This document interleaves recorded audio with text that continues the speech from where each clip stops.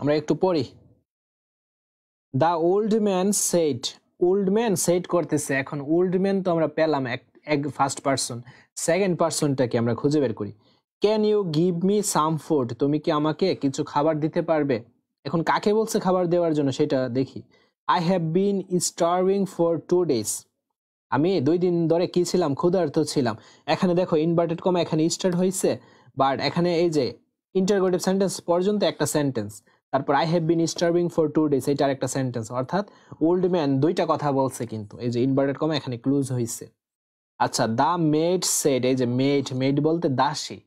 তো old man কার সাথে কথা বলতেছে? ওল্ড ম্যান দাসীর সাথে কথা বলতেছে। কি কথা বলতেছে? দা মেড সেড, মেড কি বললো?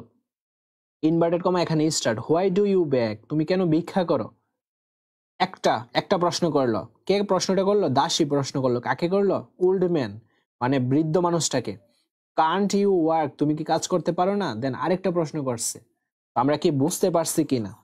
আমাদের প্রথম অবস্থায় প্যাসেজটা বুঝতে হবে যে এখানে দুইজন পার্সন কে কে কি কথা বলতেছে, ওইটা আমাদের বুঝতে হবে প্রথম কাজ।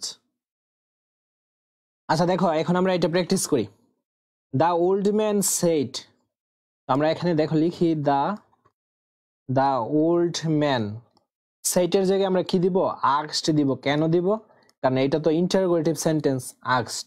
দেন এখানে দেখো এই যে can, could, shall, should, will, would, তারপর অক্সিলারি ভার্ব, এগুলো দ্বারা সেন্টেন্সটা শুরু হইলে আমরা কি দেই? আমরা মূলত তোমার ইফ দেই। ওকে, তো দা ওল্ড ম্যান আস্কড, ইচ্ছে করলে ওল্ড ম্যান কার সাথে কথা বলতেছে? দা মেডের সাথে। এখানে আস্কডের পর দা মেড লিখে দিতে পারো, সেক্ষেত্রে বিষয়টা ক্লিয়ার হয়ে যায়। কারণ আমরা জানি যে কোন একজন ব্যক্তি অবশ্যই অন্য একজন ব্যক্তির সাথে কথা বলে। ক্লিয়ার করলে বিষয়টা অনেক ক্লিয়ার, না ক্লিয়ার করলেও প্রবলেম নাই। আচ্ছা, দা ওল্ড ম্যান আস্কড করছে, তারপর আমরা ইনভার্টেড কমা কমা উঠাই কি দিব? ইফ দিব। If then can you give me some food, এখানে ইউটাকে, এখানে ইউটা বলতে দ্বিতীয় পার্সনটা, আর এখানে দ্বিতীয় পার্সনটাকে এই যে দা মেড, দাসীটা হচ্ছে দ্বিতীয় পার্সন। তো দাসী বলতে মেয়েকে বোঝাই, হ্যাঁ, মেয়ে বোঝাই। তো আমরা এক্ষেত্রে শি দিব। দেন তোমরা এম যদি লিখে দাও তাহলে বোঝা যায় যে এটা মেড, দাসী। আচ্ছা, শি, তারপর এই যে ইউর বদলে তো আমরা শি দিলাম। দেন ক্যান আছে, ক্যানের 2 নম্বর রূপ কি? কুড। এই যে শি কুড, দেন কি আছে? এই যে গিভ, শি কুড গিভ। এখন মি বলতে আমাকে। এখন দেখো আমি তোমাদের বললাম ক্যান ইউ গিভ মি, তুমি কি আমাকে কিছু খাবার দিবা? এখন আমাকে বলতে কি? আমি না, ফার্স্ট পার্সনটা না, আমি তো। এখানে ফার্স্ট পার্সনকে দা ওল্ড ম্যান, তো ওল্ড ম্যান তো ছেলে, এখানে তুমি হি দিবা, কিন্তু হি তো দিতে পারবা না, কারণ এটা হচ্ছে সাবজেক্ট, কুড গিভ এটা হচ্ছে ভার্ব। দেন আমরা যে হিটা এখানে বসাবো, এখানে হবে না, এটা অবজেক্ট হবে। তো হি এর অবজেক্টিভ ফ্রম কি? হিম। she could give him some food. আচ্ছা, আমরা তারপর যাই। এই যে I have been starving for 2 days, আমি 2 দিন যাবত কি ক্ষুধার্ত ছিলাম। এখন এই যে সেন্টেন্সটা, এটা কিন্তু অ্যাসার্টিভ সেন্টেন্স। কিভাবে বুঝলাম? এই যে আইটা সাবজেক্ট, ভার্ব, অবজেক্ট, এটা তো আর ইন্টারোগেটিভ না, এটা অ্যাসার্টিভ সেন্টেন্স। তো এখন আমরা কি করব? এটা তো আবার দ্বিতীয় একটা সেন্টেন্স। তো ওল্ড ম্যান এর পরের বার আরেকটা সেন্টেন্স বলছে এবং ওইটা অ্যাসার্টিভ সেন্টেন্সে বলছে।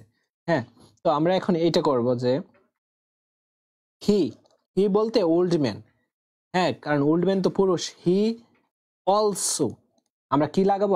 আমি কিন্তু তোমাদের বলছি দ্বিতীয়বার যদি বলে তখন অলসো লাগাতে হয়। আর যেহেতু এটা অ্যাসার্টিভ সেন্টেন্স, আমাদের রিপোর্টিং ভার্ব হিসেবে কি দিতে হবে? সেড দিতে হবে। আর দ্যাট তো লাগবে, যে ইনভার্টেড কমার বদলে। তো হি অলসো সেড দ্যাট। এটা ক্লিয়ার হইছো? অনেকের কাছে এই যে আমি লাগাইলাম এইটাই কিন্তু অনেকের কাছে মানে অনেক হার্ড মনে হয়, যেহেতু তোমরা প্রথম অবস্থায় করতেছো, অনেক হার্ড মনে হবে। বাট এইটা প্র্যাকটিসের বিষয়, এটা প্র্যাকটিস করতে করতে আশা করি ক্লিয়ার হয়ে যাবে। হি অলসো, আমি কি দিলাম? হি দিলাম। হি অলসো সেড দ্যাট, সে আবারও বলল। এখন দেখো আইটা কে? আইটা তো এই ওল্ড ম্যানটা। তো হি দিয়ে আমরা এখানে ও দিয়ে দিব যে ওল্ড ম্যান এইটা, বুঝছো? বা না দিলেও প্রবলেম নাই। হি হ্যাভ বিন, তো হ্যাভ থাকলে আমরা কি দিব? হ্যাড।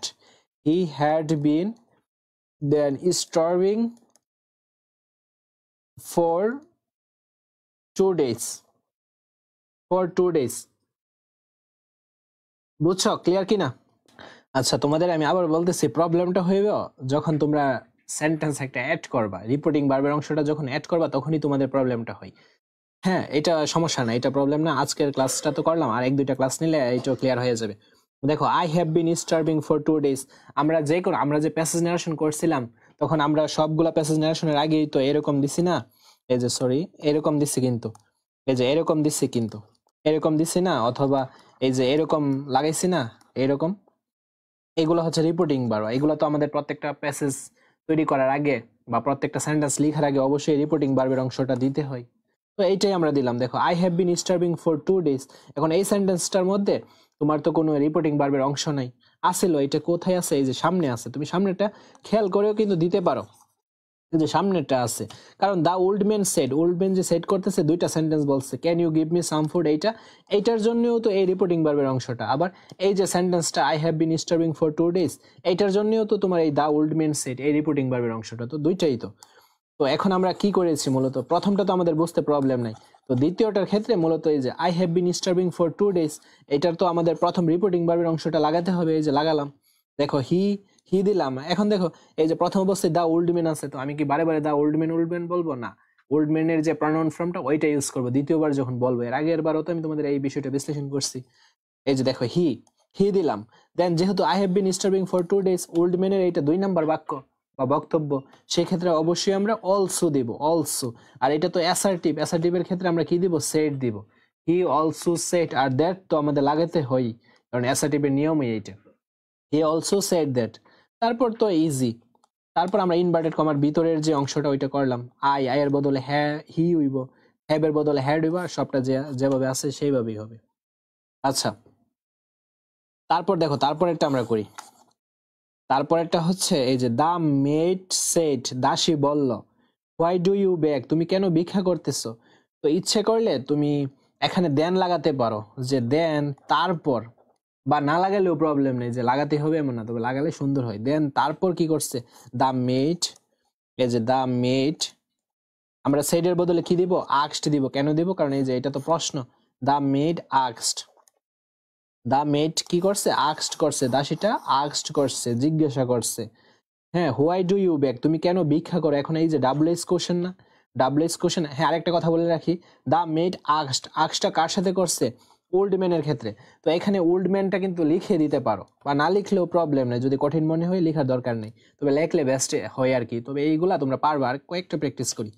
দেন দা মেড আক্সড করছে, কি আক্সড করছে? এই যে ডাবল এস কোশ্চেন আছে, তো ডাবল এস কোশ্চেন যেভাবে আছে সেভাবেই দিব। হোয়াই, এখন ইউটা তো তোমার দ্বিতীয় ব্যক্তিটা, এখানে দা মেড হচ্ছে প্রথম ব্যক্তিটা, কারণ মেড সেট করতেছে কার সাথে? ওল্ড ম্যানের সাথে। ওল্ড ম্যান যেহেতু দ্বিতীয় ব্যক্তিটা, তো ওল্ড ম্যানের পরিবর্তে, ইউর পরিবর্তে ওল্ড ম্যান হবে। ওল্ড ম্যানের প্রনাউন ফর্মটা কি? ওল্ড ম্যানের প্রনাউন ফর্মটা হচ্ছে হি দিলাম। দেন সাবজেক্টের পর কার স্থান? ভার্বের স্থান। তো ব্যাগ হচ্ছে ভার্বের প্রথম রূপ, আমাদের কি দিতে হবে? দ্বিতীয় রূপ। এই যে হি ব্যাগড, BEED, এটা হচ্ছে 2 নাম্বার রূপ, ব্যাগের 2 নাম্বার রূপ ব্যাগড, হি ব্যাগড। বুঝছো? তারপর কান্ট ইউ ওয়ার্ক বলতে কি? ক্যান নট ইউ ওয়ার্ক, তুমি কি কাজ করতে পারো না? এটা কার কথা? এটা তো তোমার এই যে দা মেড, দাসীটার কথা। বুঝছো? এটা হচ্ছে তোমার এই মেড, দাসীটার কথা, অর্থাৎ দাসীটা 2টা প্রশ্ন করছে। তো এই যে এটা যেহেতু দ্বিতীয় প্রশ্ন, আমাদের তো রিপোর্টিং ভার্বের অংশটা অ্যাড করতে হবে। তো আমি 2 ভাবে কিন্তু বলছি, যে ফুল স্টপ দিয়ে, এটা যেহেতু দ্বিতীয় সেন্টেন্স, তুমি ইচ্ছে করলে আবার যুক্ত করতে পারো। তো তুমি যখন আরেকটা সেন্টেন্স লিখবা, আমাদের অবশ্যই রিপোর্টিং ভার্বের অংশ লিখতে হবে, অর্থাৎ সাবজেক্ট লাগবে। আমি সি দিব। কেন দিব?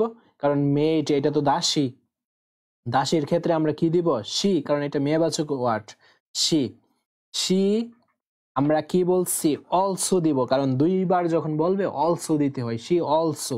আর এটা তো ইন্টারোগেটিভ সেন্টেন্স, আমরা আক্সড দিব রিপোর্টিং ভার্ব হিসেবে। সি অলসো আক্সড। বুঝছো? সি অলসো আক্সড দিলাম। সবাই বুঝছে এটা? C also আক্সড। দেন এখানে দেখো, এই যে এটা কি ডব্লিউএইচ ওয়ার্ড না, এক্ষেত্রে আমরা কি দিব? ইফ দিব। ইফ ইউটাকে, মেড কথা বলতেছে কার সাথে? ওল্ড ম্যানের সাথে। তো ইউটা তো ওল্ড ম্যানের প্রনাউন ফর্ম কি? হি। এখানে ইচ্ছে করলে উ দ্বারা বোঝাই দিতে পারো ওল্ড ম্যান। হি ক্যানের 2 নাম্বার রূপ কি? কুড। দেন কুডের সাথে কি আছে? নট। He couldn't work. এই যে এটা একটা অ্যান্সার। এগুলা কিন্তু তোমাদের প্র্যাকটিস করতে হবে, বুঝছো? প্র্যাকটিস এখন করালাম, তো তোমাদের কাজ হচ্ছে এই ক্লাসটা শেষে আরেকবার ভিডিওটা একবার দেখা এবং নিজে নিজে অ্যান্সার করা। কোনো জায়গায় যদি আটকে যাও তখন তোমরা ভিডিওটা আবার দেখবা।